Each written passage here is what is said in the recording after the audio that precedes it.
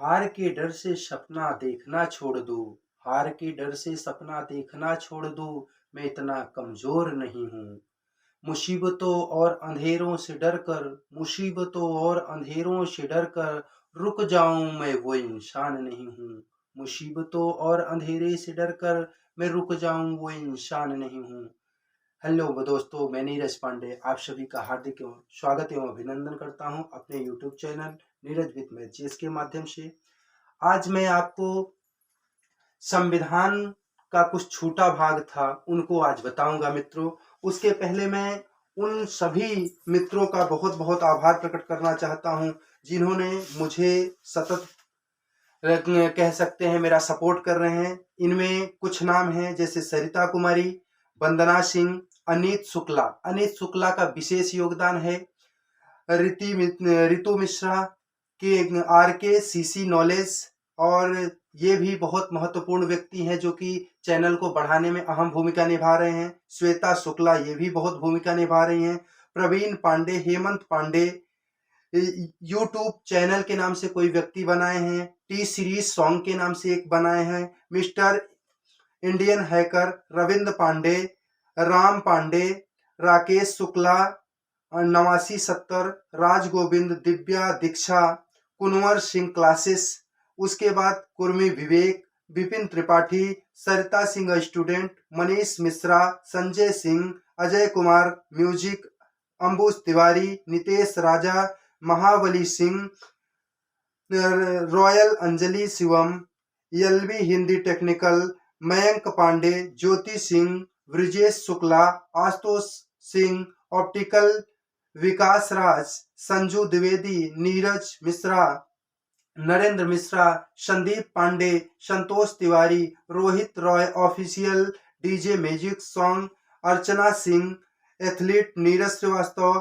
अमरनाथ, इंद्रेश, विद्याधर पाल, वाल्मीकि, रामश्रय पाल, निखिल केसरी, राजन बाबू, शिवचंदन सिंह, नीलम चौधरी, सनाया चौधरी, खुशबू सिंह, पंकज कुमार, विजय कनौजिया, आनंद, दिलखुश, बहुत सारे मित्रों की लिस्ट है मित्रों। अब सबका नाम लेना तो संभव है नहीं, इसलिए मैं उन सभी मित्रों को भी नमस्कार करता हूं जिन्होंने हमारे चैनल को आगे बढ़ाने में बहुत योगदान दिया है और एक छोटे से परिवार को बहुत बृहद परिवार का रूप देने का बहुत बड़ा आप लोग जो सहयोग कर रहे हैं उस सब के लिए आप सभी का बहुत बहुत धन्यवाद मित्रों। इसीलिए मैं जो जितना मुझसे हो पा रहा है मैं अपना बेस्ट देने के लिए कोशिश कर रहा हूं और आपसे अपेक्षा रखता हूं कि आप मुझे और आगे बढ़ाने की कोशिश करें मित्रों। चूंकि आप और हम दोनों मिलेंगे तभी कुछ बेहतर होगा। तो देखिए मित्रों, आज हम स्टार्ट करते हैं भारतीय संविधान के भाग एवं अनुच्छेद। मैं आपको भाग 12 तक पढ़ा चुका हूं मित्रों, उसके बारे में डिटेल्ड जानकारी दे चुका हूं। अब मैं स्टार्ट करता हूं भाग 13। तो भाग 13 में अगर देखें मित्रों तो इनमें बात किसकी की गई है? राज्य के, कह सकते हैं भारत के राज्य एवं कह सकते हैं राज्य के भीतर व्यापार, वाणिज्य एवं समागम की व्यवस्था जो है वह किस अनुच्छेद और किस भाग के तहत है? तो भाग 13 और अनुच्छेद कह सकते हैं मित्रों 301 से लेकर के 307 के बीच इसका वर्णन किया गया है। इसमें किस किस चीज का वर्णन किया गया है? भारत में आप व्यापार कैसे करेंगे, भारत के भीतर आप क्या कह सकते हैं वाणिज्य व्यवस्था कैसे करेंगे, समागम कैसे करेंगे, इन सब चीजों का वर्णन कह सकते हैं 301 से लेकर के अनुच्छेद 307 के बीच रखा गया है मित्रों। आगे भाग आपका है 14 के अंतर्गत रखा गया है केंद्र राज्य के अधीन लोक सेवाएं। केंद्र और राज्य के अधीन जो मुख्य रूप से लोक सेवाएं हैं उनके बारे में वर्णन किया गया है मित्रों। इसकी बात 308 से लेकर के 323 के बीच, इन अनुच्छेदों के बीच कहा गया है मित्रों। इसमें मुख्य रूप से हम 2 अध्याय में इसको बांटते हैं। पहला अध्याय राज्य लोक सेवा आयोग। आप जानते हैं कि किसी भी स्टेट की सबसे बड़ी सिविल परीक्षा होती है वहां की, कह सकते हैं कि राज्य लोक सेवा आयोग। तो राज्य लोक सेवा आयोग जो है हर प्रदेशों में होता है मित्रों। तो ये उत्तर प्रदेश का मैं हूं मूलतः, तो उत्तर प्रदेश में भी उत्तर प्रदेश राज्य लोक सेवा आयोग है जिसके वर्तमान समय के कह सकते हैं चेयरपर्सन या कह सकते हैं अध्यक्ष हैं श्रीमान संजय श्रीनेत जी। मित्रों, इनके बारे में हमें जानकारी रखना होता है, चूंकि अक्सर कॉम्पिटिटिव एग्जाम में हमसे पूछा जाता है कि अगर उत्तर प्रदेश के हैं तो उत्तर प्रदेश से संबंधित पूछेगा। उत्तर प्रदेश के राज्य लोक सेवा आयोग के अध्यक्ष कौन हैं, तो ये आपको याद रखना होगा कि इस समय प्रेजेंट टाइम में कौन है। ये चूंकि अप्रैल 21 में बने थे, इनका कार्यकाल लगभग 1 साल 9 महीने के आसपास का है। तो मित्रों, अभी तक ये है और ये अभी आगे तक रहेंगे। उसके बाद कह सकते हैं इसका अगर हम वर्णन करें किस आर्टिकल के तहत वर्णन होता है, तो आप कह सकते हैं 307 तक तो पढ़ चुके, इसके आगे है 308 से लेकर के 314 तक राज्य लोक सेवा आयोग का वर्णन किया गया है। मित्रों, आगे की बात करें हम तो दूसरा अध्याय आता है संघ लोक सेवा आयोग। संघ लोक सेवा आयोग जिसको हम यूपीएससी के नाम से जानते हैं, और कह सकते हैं कि भारतीय जो युवा है वो हमें लगता है कि लगभग 80% भारतीय युवा जब बढ़ने लगता है तो उसके मन में कहीं ना कहीं यूपीएससी और स्टेट पीएससी का एक सपना जो होता है जरूर होता है, लेकिन किन्हीं कारणों से कुछ लोगों का पूरा होता है, कुछ लोगों को अधूरा रह जाता है। लेकिन मित्रों, कोई बड़ी बात नहीं है, पूरा हो तो भी अच्छा है, अधूरा है तो भी अच्छा है, क्योंकि अगर हम कुछ मेहनत करते हैं तो वहां हमें या तो क्या मिलती है, सफलता मिलती है, या फिर क्या मिलती है, सीख मिलती है। तो दो में एक तो मिलनी है मित्रों। अगर सफलता मिली तो बेस्ट है, और सीख मिली तो भी हम क्या मानते हैं, वो भी बेस्ट है। क्योंकि हम कह सकते हैं किसी प्रशासनिक पद पे नहीं जा सकते, लेकिन हम कहीं ऐसे जगह तो जरूर रह सकते हैं जिससे हम और युवाओं को उसके रास्ते को सहज और सरल कर सके। मित्रों, आगे हम बात करते हैं अध्याय 2 की संघ लोक सेवा आयोग। इसका आर्टिकल भी बताया गया कि 315 से लेकर के 323 तक है। अब इसकी बात की जाए, संघ लोक सेवा आयोग जो है मित्रों, इसकी परीक्षा पहले क्या होती थी कि वो इसका गठन तो कह सकते हैं कि आपको याद होगा कि 1926 अक्टूबर 1926 में हो गया था भारत में।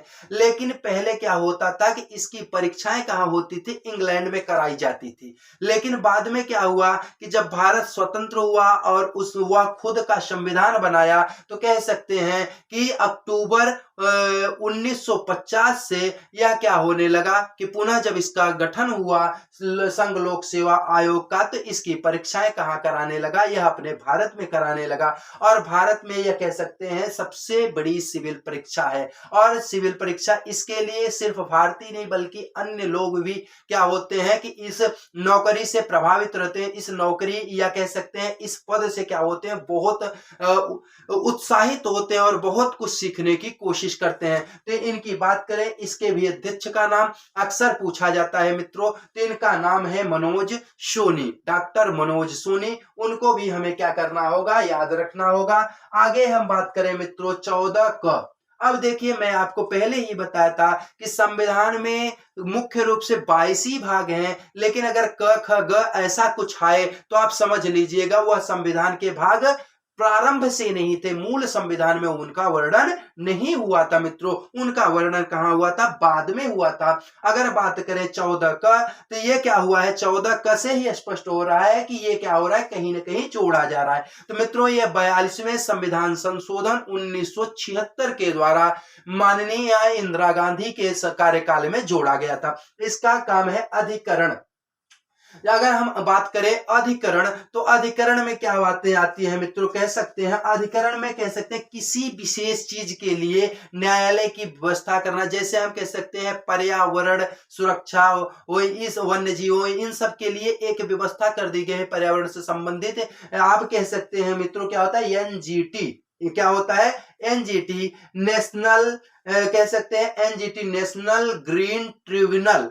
तो ये इसकी स्थापना भी की गई थी लगभग 2000 के आसपास। तो इसको कह सकते हैं कि वहां पे पर्यावरण को कैसे सुरक्षित संरक्षित रखा जाए, उसके लिए क्या किया गया, एक अलग न्यायालय बनाया जाता है, एक अलग समिति बनाई जाती है। अगर उससे संबंधित कोई भी वाद विवाद होता है तो वह क्या होगा, यहाँ अपने कह सकते हैं हाई कोर्ट सुप्रीम कोर्ट न जाकर के वह कहा जाता है, पहले उस न्यायालय में में जाता है। अगर वहां भी निस्तारण नहीं हो, कोई विशेष समस्या हो, तो उसको सुप्रीम कोर्ट सुनने के लिए क्या होता है, आह्य होता है मित्रों।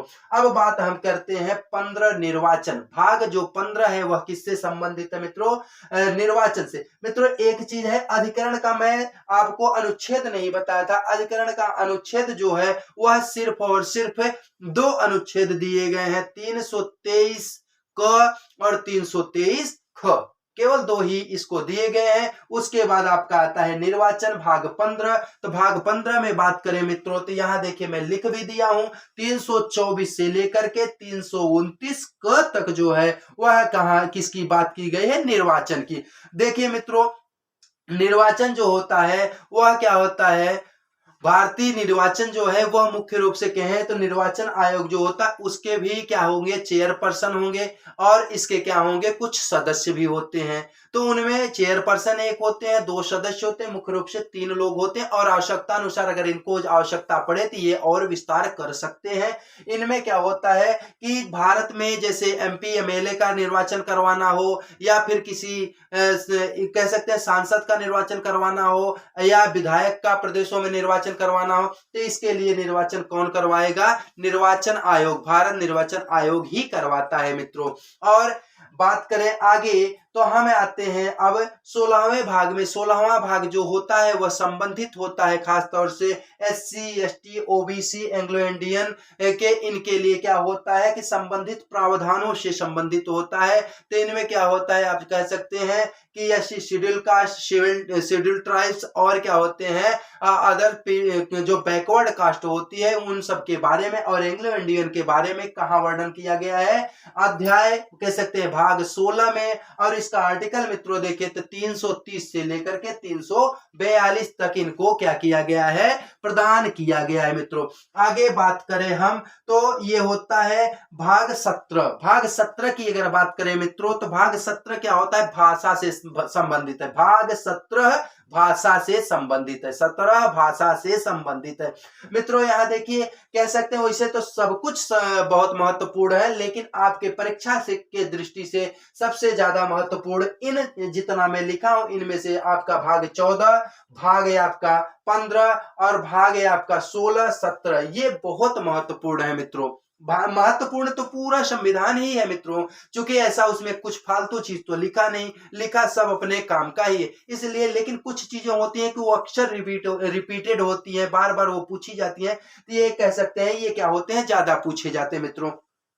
अब यहाँ राजभाषा, राजभाषा मतलब किसी देश की या किसी राज्य की कोई ना कोई तो भाषा होती है मित्रों, उसकी बात की गई है कहां, भाग 17 में। भाग 17 में बात की गई है, इसके लिए एक आर्टिकल दिया गया है 343 से लेकर के 351 तक, 343 से लेकर के मित्रों 351 तक आर्टिकल इसको दिया गया है। अगर हम बात करें तो इसको भी हम 4 अध्यायों में बांट देते हैं, चूंकि संघ करेंगे, फिर राज्य करेंगे, फिर क्या है यहाँ चूंकि एक कह सकते हैं पूरे देश के लिए कोई भाषा होनी चाहिए, दूसरी राज्यों के लिए भाषा होनी चाहिए, तीसरी भाषा किसके लिए होनी चाहिए। अब आप ये सोच रहे होंगे कि ब्लॉक स्तर या तहसील स्तर पे, नहीं मित्रों, ब्लॉक या तहसील स्तर पे नहीं भाषा होती है। भाषा की बात हम करेंगे कोर्ट के लिए, क्योंकि हम क्या होते हैं कि न्यायिक मामलों में किस भाषा को उपयोग किया जाएगा उसकी बात करेंगे मित्रों। और चौथे में कह सकते हैं अध्याय 4 जो होता है वह इन सब चीज के लिए निर्देश देता है। तो मैं इनको लेसन वाइज अलग अलग बताता हूं मित्रों। देखिए यहाँ क्या है, संघ की राजभाषा, अध्याय 1 संघ की राजभाषा, जो 343 और 344 2 आर्टिकल इनको प्रदान किए गए हैं। तो इनमें बात किया गया है कि जो आर्टिकल 343 के तहत भारत की जो संघ भाषा होगी, राजभाषा होगी, वह होगी देवनागरी लिपि में लिखित हिंदी भाषा क्या होगी, भारत की राजभाषा होगी। मित्रों ध्यान दीजिएगा मैं क्या कह रहा हूं, यहाँ की लिपि कौन होगी, देवनागरी लिपि होगी, और भाषा क्या होगी, राजभाषा क्या होगी, हिंदी होगी। आप ये भी फिर से ध्यान दें मित्रों, राजभाषा न कि राष्ट्रभाषा। भारत की क्या है, राजभाषा है, भारत की राष्ट्रभाषा नहीं है। यहाँ राजभाषा क्या होगी, भारत की हिंदी होगी मित्रों। उसके बाद अब क्या है कि 343 और 344 की बात आई है, क्योंकि इसमें कुछ सिफारिश की गई थी 44 में, लेकिन उसमें क्या है कि पहले कहा जाए 343 जो 1 2 3 के रूप में था, तो इसमें भी अब विस्तार से करेंगे तो बहुत लंबा वीडियो बन जाएगा मित्रों, इसलिए मैं इसको शार्ट में रखता हूं, सिर्फ भाग की बात कर रहा हूं और मैं आपके लिए फिर इन सब चीजों के लिए एक एक टॉपिक पे अलग अलग वीडियो प्रोवाइड कराऊंगा। अब आगे बात करें अध्याय 2, तो इसमें प्रादेशिक भाषाएं आएंगी मित्रों। इसके लिए आर्टिकल अगर बात करें तो आर्टिकल क्या होता है, 345 44 तक दे चुके हैं, तो 45 45 46 47 क्या होगा मित्रों, 3 आर्टिकल इनको प्रदान किए गए हैं। तो इनमें स्पष्ट किया गया है कि कह सकते हैं किसी भी प्रदेश की कोई भी भाषा राजभाषा हो सकती है जो प्रदेश चाहे।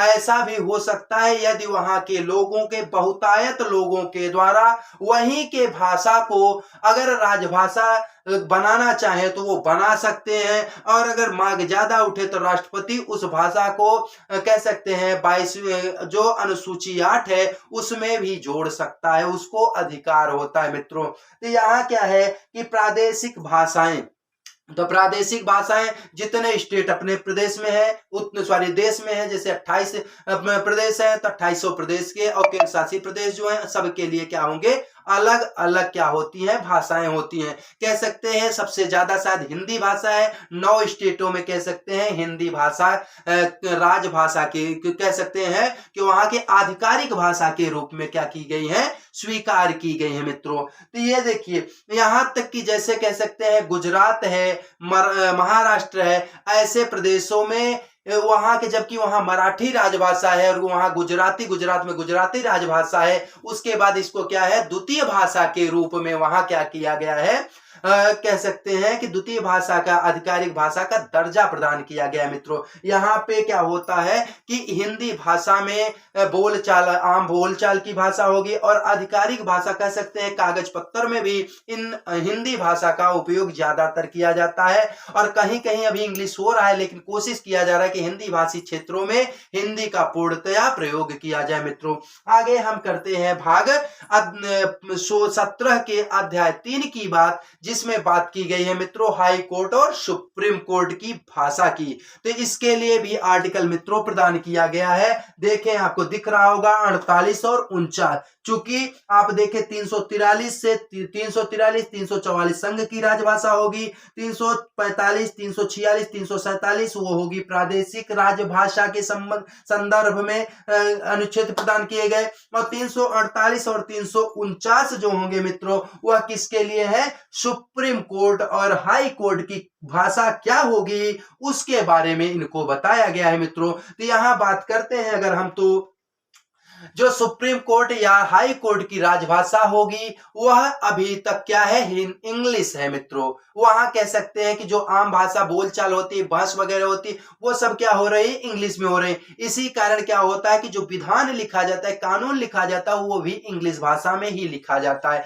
तो अभी तक तो वहां की भाषा क्या है, इंग्लिश ही है, हिंदी नहीं है मित्रों। तो हाई कोर्ट और सुप्रीम कोर्ट की जो भाषा है वह इंग्लिश है, जबकि क्या है कि इस पे जोर दिया जा रहा था कि हिंदी भी किया जाए, लेकिन अभी यह संभव नहीं हुआ है। अब देखते हैं आगे क्या होता है। अभी सभी जगहों पे क्या है, सुप्रीम कोर्ट की बात करें या कहीं हाई कोर्ट की बात करें तो वहां की जो आधिकारिक भाषा है वह क्या है, इंग्लिश है मित्रों। आगे हम बात करते हैं अध्याय 4, जिसमें बात किया गया है विशेष निर्देश। अब अध्याय 4 विशेष निर्देश कह सकते हैं 300 अनुच्छेद 350 और अनुच्छेद 351 में विशेष निर्देश दिए गए हैं देश को और राज्य को कि उसका ये दायित्व है कि वह हिंदी भाषा का क्या करे, विस्तार करे, हिंदी भाषा का प्रचार करे, हिंदी भाषा का प्रचार करे और हिंदी भाषा को क्या करे, सर्व शिखर पे ले जाने की पूर्ण कोशिश करे मित्रों। यहाँ ये निर्देश दिया गया है। इसीलिए क्या होता है, कह सकते हैं कि हिंदी पखवाड़ा चलवाया जाता है। सितंबर महीने में हिंदी पखवाड़ा मनवाया जाता है मित्रों। पखवाड़ा का मतलब आप सभी समझते होंगे, जो गांव से है, जैसे हम गांव से हैं तो विधिवत समझते हैं पखवाड़ा। पखवाड़ा का मतलब होता है 15 दिन का जो होता है, जैसे शुक्ल पक्ष और कृष्ण पक्ष, वो होता है क्या, पखवाड़ा।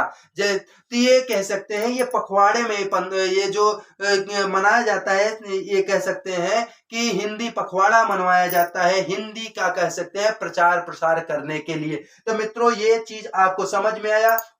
अब राजभाषा, थोड़ा भाषा पे मैं फोकस कर देता हूं यहाँ।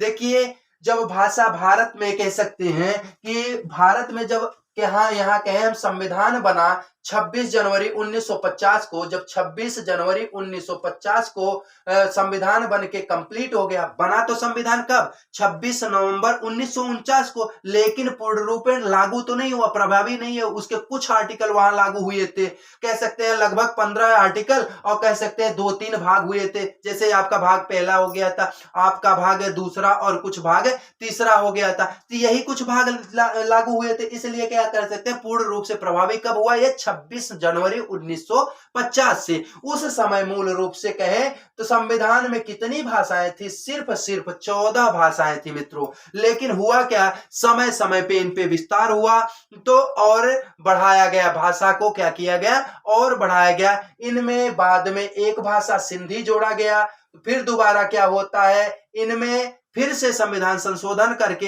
इनमें होता क्या है कि 3 भाषाएं और जोड़ दी जाती हैं मित्रों।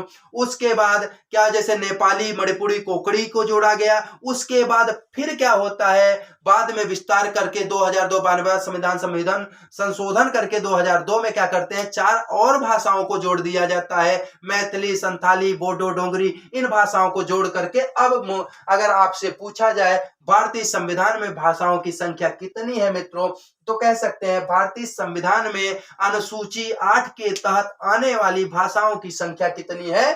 22 है। इन 22 भाषाओं में ध्यान दीजिएगा मित्रों, अंग्रेजी सम्मिलित नहीं है। मैं आपको, आप कमेंट कीजिएगा अगर आपको चाहिए कि मैं 22 भाषाओं को अलग से बहुत आसान तरीके में समझना चाहता हूं, तो आप मुझे कमेंट कर दीजिएगा। मैं आपके लिए 22 भाषाओं का अलग से एक वीडियो, छोटा सा वीडियो बना के दे दूंगा। आप उनको पढ़ भी लेंगे, और कब कब किस संशोधन हुआ था। जैसे 21वां संविधान संशोधन 1967 के द्वारा सिंधी को जोड़ा गया। उसके बाद कह सकते हैं आपकी जो 67वां संविधान संशोधन 1985 हुआ, उसमें किस भाषा को जोड़ा गया। फिर 92वां संविधान संशोधन 2002 के तहत किसको जोड़ा गया। ये सारी बातें हम आपको वहां बता देंगे मित्रों। इस वीडियो को अगर बहुत लंबा करेंगे तो बहुत लंबा वीडियो हो जाएगा, क्योंकि यहाँ बात चल रही है भाग की, इसलिए हम यहाँ क्या कर रहे हैं, मोटा मोटी पढ़ा रहे हैं। और जब डीप चलेंगे, भाग के अंदर भाग देखेंगे, अध्याय देखेंगे, तो वहां आपको बहुत डीप पढ़ाएंगे मित्रों। यदि आपको ये सेशन मेरा अच्छा लगता हो, और मेरे पढ़ाने का जो टेक्निक है, मैं जिस तरीके से आपके सामने अपना प्रेजेंटेशन दे रहा हूं, प्रस्तुतिकरण करता हूं मित्रों,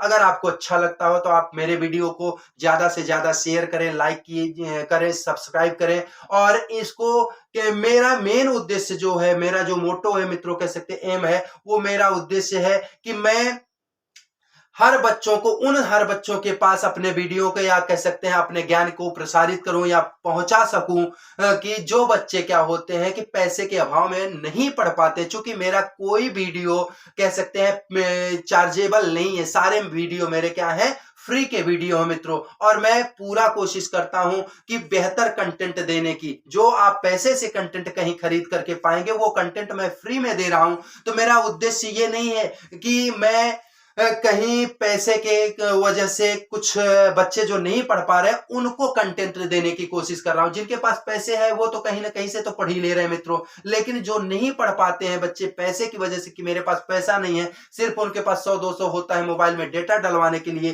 तो अपने मोबाइल को रिचार्ज करें और मेरे वीडियो को देख करके अपने ज्ञान में वर्धन करें और कहीं अच्छे जगह सफल हो मित्रों। मैं इसी के साथ इस वीडियो का समापन करता हूं। आप सभी को बहुत बहुत नमस्कार, धन्यवाद मित्रों। आप सब देखते हैं इसलिए पुनः धन्यवाद मित्रों। जय हिंद, जय Bharat, good night, bye, take care.